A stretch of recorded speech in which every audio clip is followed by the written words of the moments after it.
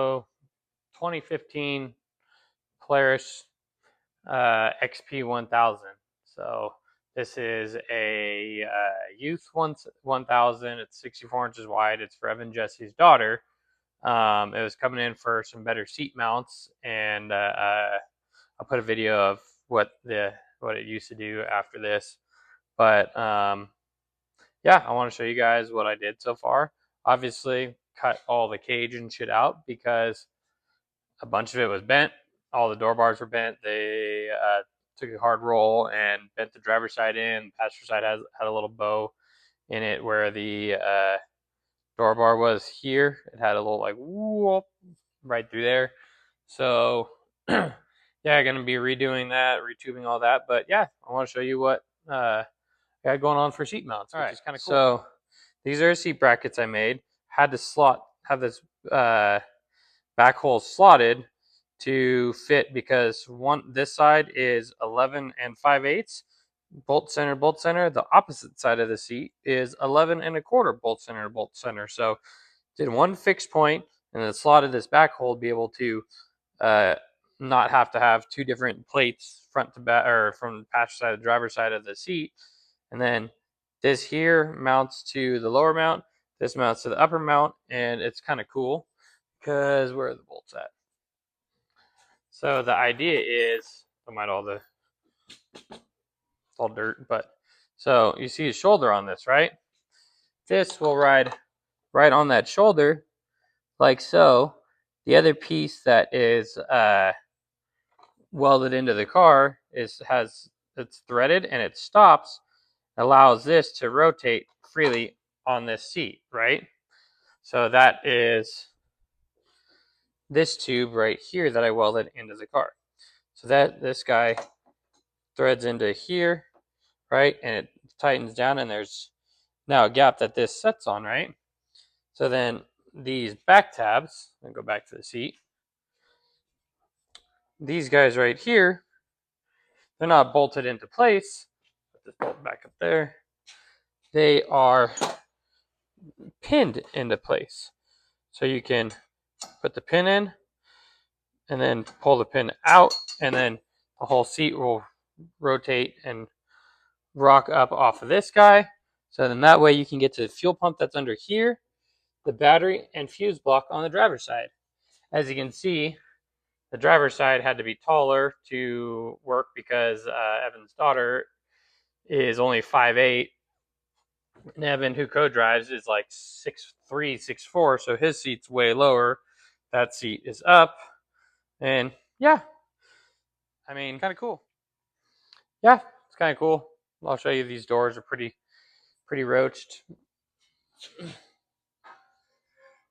And you can see that has a fat bow in it here. So yeah, I'm gonna end up cutting the lower tubes out and reusing those, just redoing the upper tube. So yeah, gonna keep at it.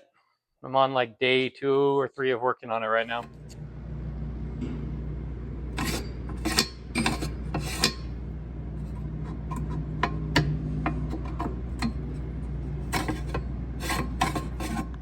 Back to working on the UTV. So I'm working on door bars right now, trying to essentially recreate the door bars that were on it, and it's kind of tricky. So let me show you guys kind of what I'm working with and how I'm trying to do this. So essentially, kind of put the old doors back on. I figured out from tube to center of this, and figured out this is about a 14-degree bend. Then this one here is about a 27-degree bend, and I haven't quite got to the point of from here to here, but I'm working on this side here. I already bent the tube, right?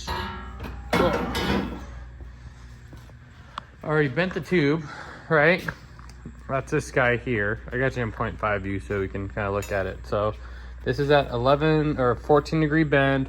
This is a 27-degree bend. Little notepad cheat sheet.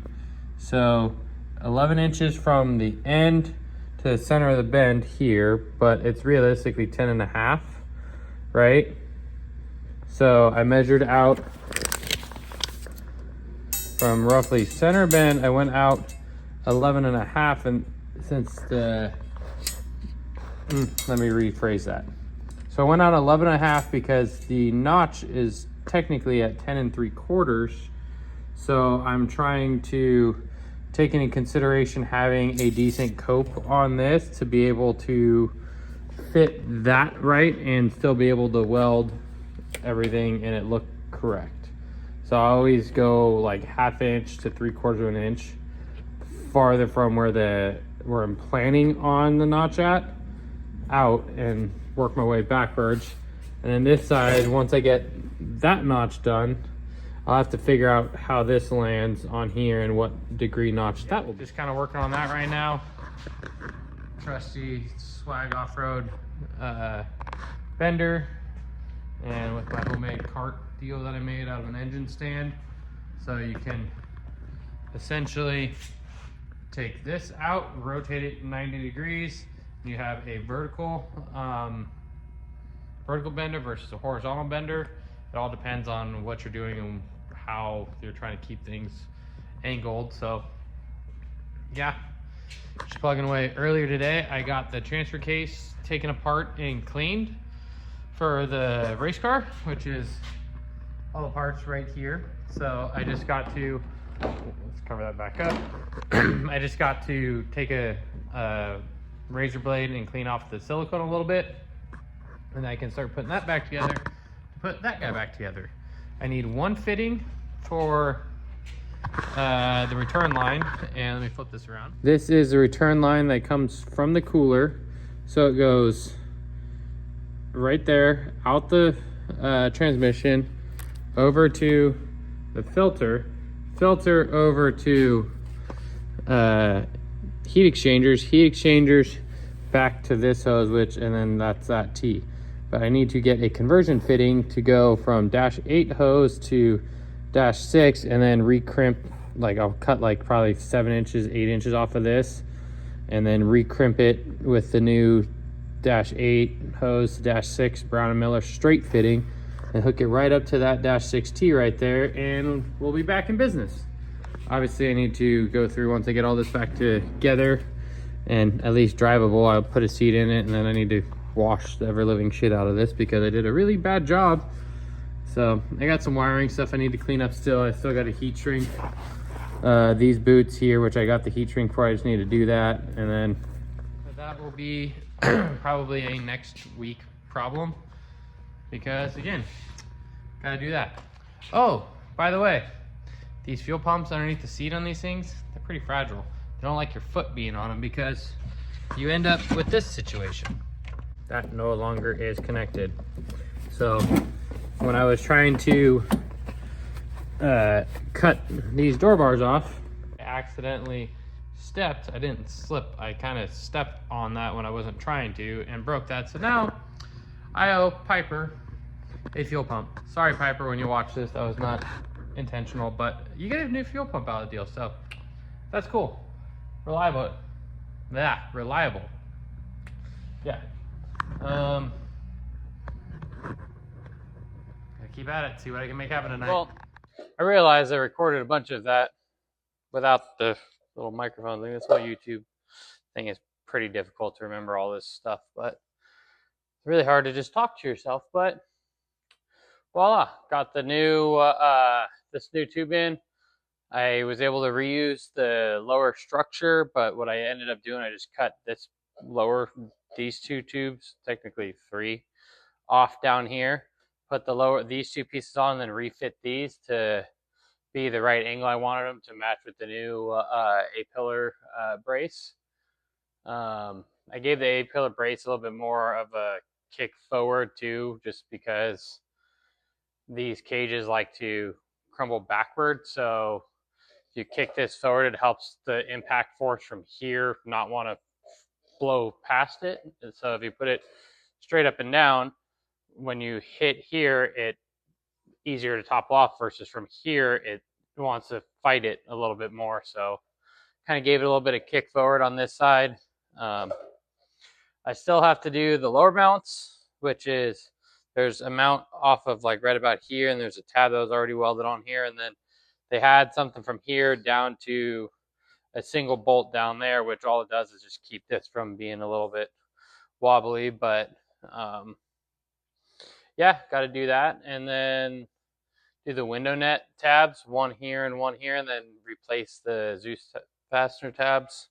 I'll probably cut them off that the other bar that I cut out, and then measure where it needs to go and drop them in place. I'm pretty sure one was here and one was like right here. So yeah, but for tonight, that's it. I'm gonna try to finish everything else out on Saturday, which is tomorrow. Said that backwards. I want to finish things off tomorrow, which is Saturday, because Sunday, obviously Easter Sunday, I have to do things with the family and the kiddo. Kiddo's ripping around on a little Stasic at bottom, so that's pretty cool to see. He's already doesn't even know how to ride a normal bicycle, but kid can rip around on a Stasic pretty damn good. So yeah, but just gonna keep plugging away on this on Piper's RZR. So that's what I'm just trying to figure out what I'm gonna title this, but it's gonna be like Operation Make Piper's RZR Better. So I think that's probably what I'm going to stick with. So, yeah. But again, just kind of recap real quick. Seat mounts are done. I've had to redo the seat mounts because they were really chintzy. They literally, you would shake them around a couple times, and the little tab, which you saw in the previous, like earlier in this video, there's a little tab that like kind of claps onto the factory pin that would just like undo itself, and the seat would literally just like fall out. So I made it a lot safer and pretty actually user friendly, which is kind of cool. This doesn't allow for a lot of variation in height change, besides depending on what height you put the tabs on the back and this front piece. I'm sure I could probably design something where it utilizes like one length, like one spot on the front and one spot in the back, and then the bracket on the seat will have multiple holes on it, and then whatever you want, you just cut it off, cut the excess off so the seat sits where it needs to be. I'm sure I could figure something out like that. But yeah, coming along. I was pretty happy to get this one side knocked out. That gives me a really good visual representation of what I need to do to the other side, and it gives me a spot to look back from one, like I'll look across the shop and look down at it and make sure everything's in the same plane and looks good and whatnot, just because my OCD won't like that if things are different heights or different angles. So yeah, I said I was happy I got this done. So tomorrow I'll do this tube on the other side, get the lower frame section in this tube, do the window nets, and then after that is when I'll do these lower mounts, and then somehow paint everything, and then drop seats in. Still need to get a fuel pump for the little nipple that I broke off. So I got to get a fuel pump for that. Yeah, but it's coming along. Got a lot done tonight, which is pretty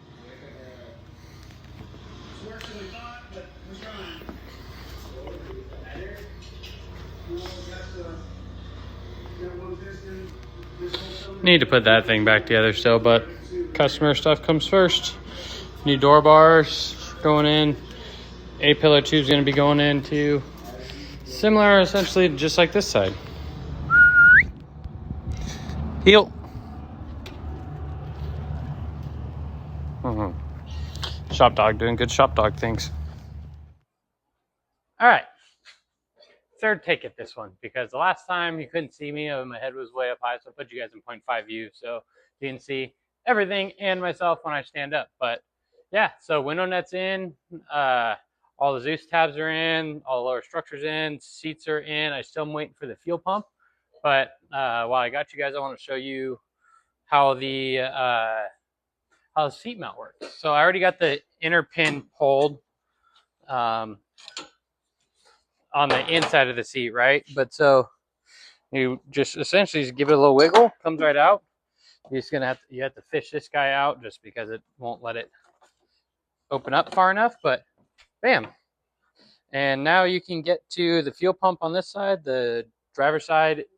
Um, you can get to the battery and the factory fuse block. Then yeah, you literally just fish these belts back in. Same time.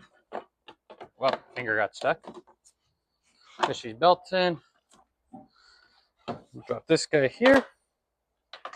Your pins are actually connected on cable, so you can't ever lose them, which is kind of a nice deal. And then yeah, said I don't have the inner one in, but if you get rid of, if you put the other one in, which I'll just do it right now for you guys.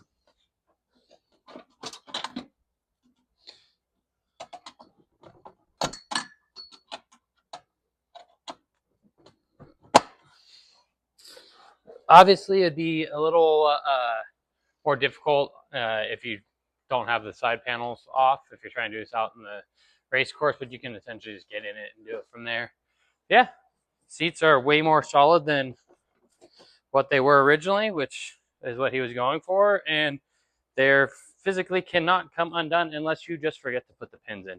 And even then, you forget to put the pins in, you 5-point harness yourself, it's going to pull you back down, and the brackets are just going to rest on the tube, and realistically, they can't go anywhere. But yeah, should be a lot safer for Piper and Evan both, because Evan's seat is 2 inches lower than Piper's now, so he has more head clearance to the roof. A little stronger upgrade. I did 1.5-inch 120 wall. I believe the sides were just 1.5-inch 095. So the A-pillar gusset, I rocked it forward like I previously mentioned. But yeah, super stoked. Came out really good, and I'm gonna end up keeping it here in the shop for about a week. He's going out of town, so he asked me to hold on to it. So yeah, once I get the fuel pump, I may just rip it around just for shits and giggles, because why not? Sorry, Evan. Sorry, Piper. But I want to get a RZR at some point in life, and I don't want a 64-inch one. I think they're too narrow for obviously doing stupid stuff. But for Youth 1000, this thing is perfect, and she's gonna go out and kill it. She races some of the Vora races, and I know she'll be racing NorCal Rock Race. I think it was May 8th. But she's only going to be racing her 570. Possibly, if you're watching this, Piper, you should be racing this in what is it? The Youth 1000 class at NorCal Rock Racing. I think you do just fine out there, or the 1000 Sportsman, whatever that class is. I forget what name they do for NorCal Rock Racing, but yeah, you should be racing this one now that it's all safe and fixed. But at the end of the day, your call. Thanks for letting me work on your stuff, Piper. Appreciate it. Thank you for watching.